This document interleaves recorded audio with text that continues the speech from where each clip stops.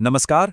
आज के इस बेहद दिलचस्प विश्लेषण में भाषा विज्ञान और दर्शन के एक ऐसे प्राचीन कोर्टरूम ड्रामा को डिकोड किया जाएगा जो शब्दों को देखने का नजरिया पूरी तरह से बदल सकता है।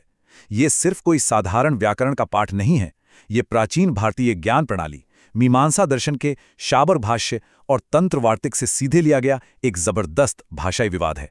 एक ऐसी गहरी दार्शनिक बहस जहां सवाल यह है कि आखिर शब्दों को उनका असली अर्थ मिलता कहां से है। क्या समाज और अनुष्ठान किसी शब्द का अर्थ तय करते हैं या फिर वो अर्थ उस चीज में पहले से ही प्राकृतिक रूप से मौजूद होता है? आइए मिलकर इस रहस्य से पर्दा उठाते हैं। चलिए बिना समय गंवाए जल्दी से देख लेते हैं कि आज की ये पूरी चर्चा किन मुख्य पड़ावों से होकर गुजरेगी। सबसे पहले अर्थ का रहस्य, दूसरा कर्मकांडियों का तर्क, तीसरा चक्रक दोष का जाल, चौथा अंतिम निर्णय और आखिर में इसका व्यावहारिक उपयोग। तो शुरुआत करते हैं हमारे पहले भाग से, अर्थ का रहस्य। प्राचीन ग्रंथों में कोई भी शब्द अपना वास्तविक अर्थ कैसे हासिल करता है, इस पूरी पहेली के केंद्र में तीन बहुत ही विशिष्ट प्राचीन शब्द हैं। पहला है बरही, जिसका मतलब है घास, दूसरा आज्य यानी घी और तीसरा पुरोडाश, जिसका अर्थ है यज्ञ में दी जाने वाली आहुति या एक प्रकार का केक। अब यहाँ असली सस्पेंस ये है कि क्या किसी शब्द का अर्थ उसके इस्तेमाल होने के तरीके से तय होता है या उसकी अपनी कोई स्वतंत्र पहचान भी होती है। मतलब क्या ये शब्द इन वस्तुओं को सिर्फ इसलिए दर्शाते हैं क्योंकि ये किसी पवित्र अनुष्ठान का हिस्सा हैं, या बस इसलिए क्योंकि भौतिक रूप से वो वही चीजें हैं। साधारण घास और यज्ञ की घास में भाषा के स्तर पर असल में क्या फर्क है? अब जो बात इस पूरी बहस को इतना रोमांचक बनाती है वो ये है कि इस बौद्धिक अदालत में दो बिल्कुल विपरीत खेमे आमने सामने हैं। एक तरफ संस्कार शब्द का खेमा है, जिनका पक्का विश्वास है कि अर्थ हमेशा अनुष्ठान और पवित्रीकरण से ही आता है, और दूसरी तरफ है जाति शब्द का खेमा, जो ये तर्क देता है कि अर्थ बिल्कुल सार्वभौमिक है, जो वस्तु की प्राकृतिक श्रेणी यानी उसकी जाति से आता है। और सच मानिए, यही वो असली वैचारिक अखाड़ा है जहां आज की पूरी बहस लड़ी जाने वाली है।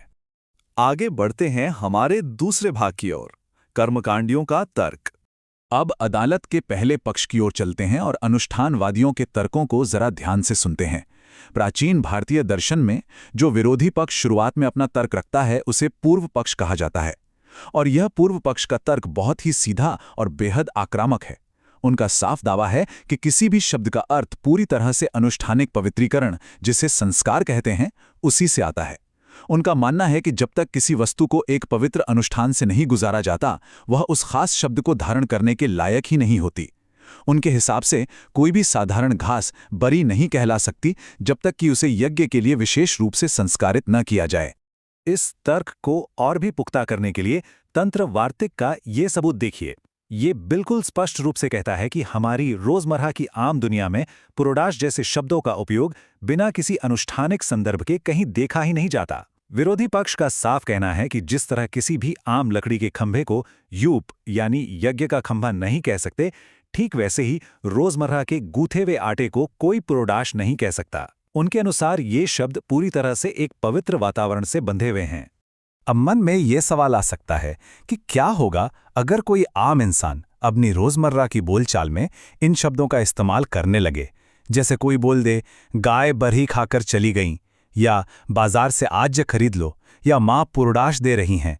क्या तब भी ये शब्द पवित्र ही रहेंगे? पूर्व पक्ष के पास इसका भी एक बहुत ही चतुर जवाब है।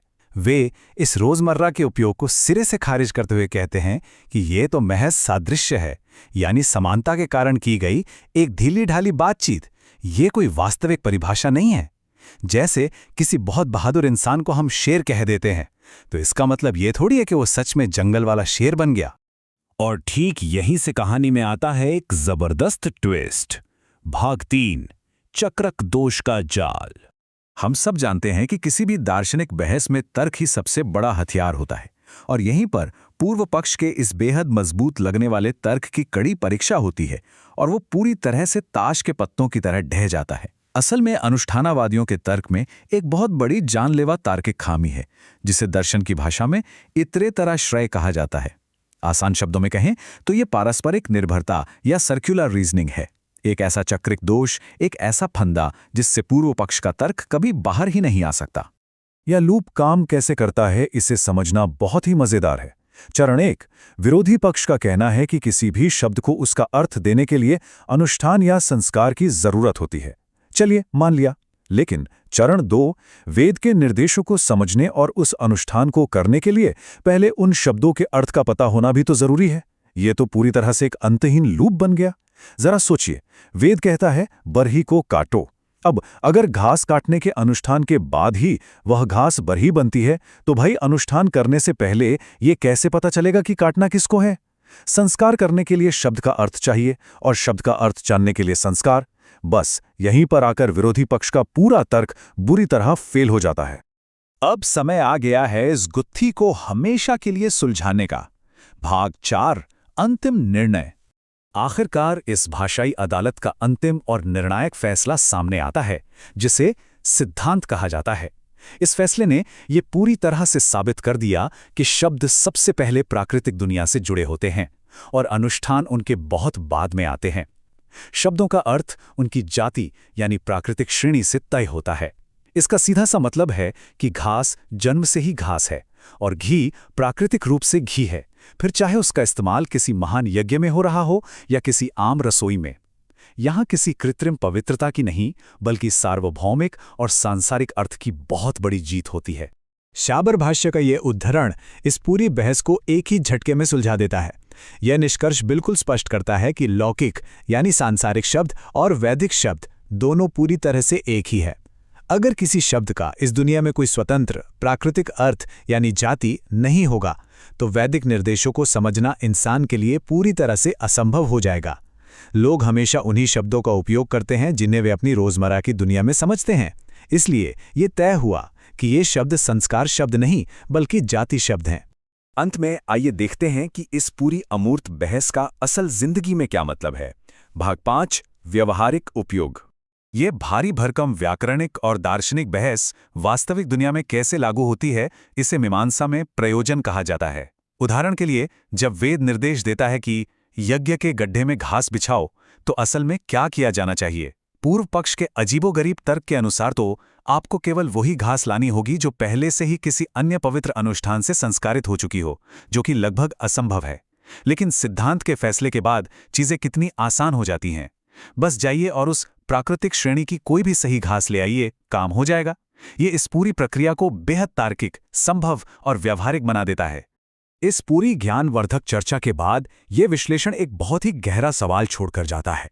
ये सोचने वाली बात है कि आज के हमारे आधुनिक दैनिक शब्दकोश का कितना बड़ा हिस्सा सामाजिक पवित्रीकरण या समाज द्वारा तय की गई कृत्रिम परिभाषाओं से आकार लेता है और कितना हिस्सा उस वस्तुपरक सार्वभौमिक सच्चाई से जुड़ा है। क्या आज भी दुनिया भर में शब्दों के अर्थ को लेकर उसी पूर्व पक्ष और सिद्धांत के बीच झूला नहीं जा रहा है? अगली बार जब भी किसी भारी भरकम शब्द का सामना हो, तो एक पल के लिए रुककर ये जरूर विचार करना चाहिए कि उस शब्द को उसका अर्थ आखिर मिल कहां से रहा है, किसी प्राकृतिक सच्चाई से या सिर्फ लोगों की सामाजिक मान्यता से। ये सच में एक बेहद दिलचस्प सवाल है। इस विश्लेषण में साथ बने रहने के लिए बहुत बहुत धन्यवाद।